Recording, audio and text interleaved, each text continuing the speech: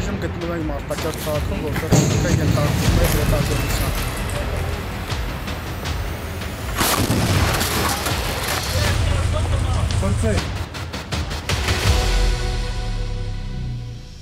Ողջույն, եթերում ռազմական լրագրողի օրագիր հաղորդաշարի հերթական թողարկումն է։ Զենք ձեռք բերելու տեսական գործնական քննությունները բարեհաջող հանելուց հետո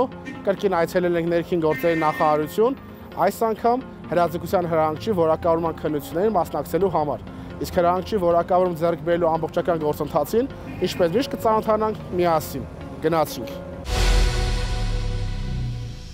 Հայաստանի Հանրապետության ներքին գործերի նախարարության ոստիկանության պետ ներքին գործերի նախարարի տեղակալի 2023 թվականի մայիսի 24-ի թիվ 5-ն որոշմամբ սահմանված է հրաձգաններին եւ հրաձգության հրահանգիչներին ներկայացվող պահանջները։ Մասնավորապես այս կարգավորումը իրենից ներկայացնում է հրաձգության հրահանգիչներին պատրաստման, նրանց որակավորման անցկացման կարգը։ Այն քաղաքացիները, ինչպես նաև այն ծառայողները, ովքեր ուզում են դառնան հրաձգության հրահանգիչներ, այսինքն ունենան որակավորում հրաձգության հրահանգչի, պետք է ներկայացնեն անձը հաստատող փաստաթուղթ, 2 հատ 3-ը 4 չափի լուսանկար, բժշկական ձև 2 տեղեկանք, ինչպես նաև սահմանված ձևի դիմում պետք է ներկայացնեն, նշելով իրենց տվյալները, բնակության վայրը եւ հեռախոսահամարը։ Նշված փաստաթղթերը ներկայացնելուց հետո ոստիկանության կողմից համապատասխան ստուգումներ են կատարվում, այնուհետև որակավորման քննությանը մասնակցող անձին քննությունից 7 օր առաջ տեղեկացվում է քննության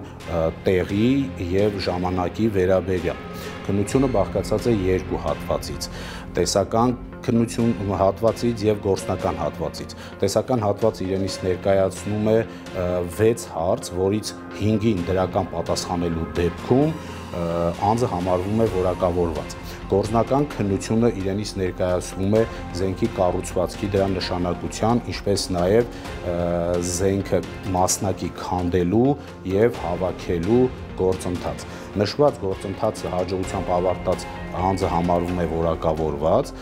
որակավորման արդյունքը հայտնվում է անձի նույն օրը 1 ժամվա ընթացքում, այնուհետև տրվում է համապատասխան ձևի փաստաթուղթ, որը հավաստում է տվյալ անձի հրաձգության հրահանգչի որակավորում ստացած լինելու հանգամանքը։ Հրաձգության հրահանգչի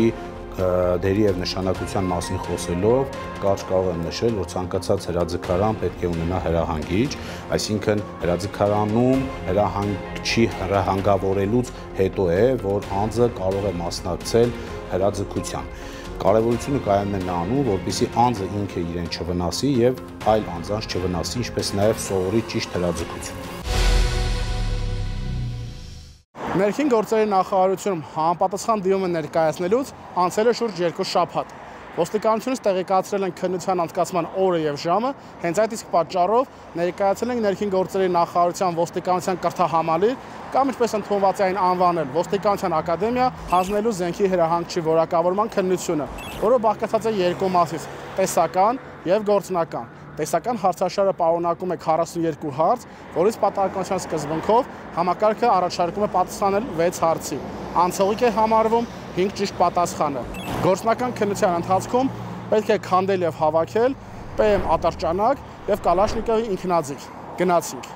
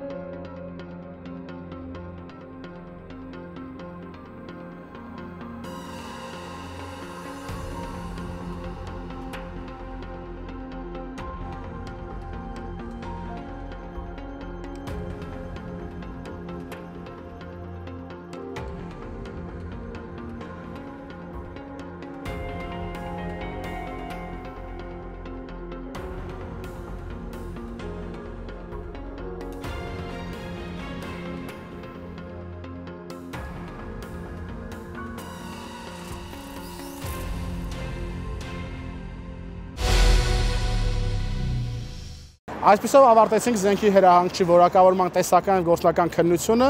հավաքելով տեսական քննությունից 6 հնարավորից 6 միավոր և հաղթահարելով նաև գործնական քննությունը։ Քանի որ ոստիկանության կրթահամալիրի հրամկազմը գտավ ոչ նպատակահարմար ցուցադրել քննության ընթացքը, զենքի քանդում հավաքումը և բաց հրապարակված հարցաշարի հարցերին պատասխանելը, այդ իսկ պատճառով դուք դիտում եք ոստիկանության ակադեմիայի քննության ընթացքը տեսանկարահանող, տեսահսկող, տեսախցիկի տեսանյութը։ Այժմ պետք է սպասել մի քանի օր, ներկայանալ հասարակական կարգի ապահովման գլխավոր վարչություն և արձեռն ստանալ հրահանգչի լիցենզիան։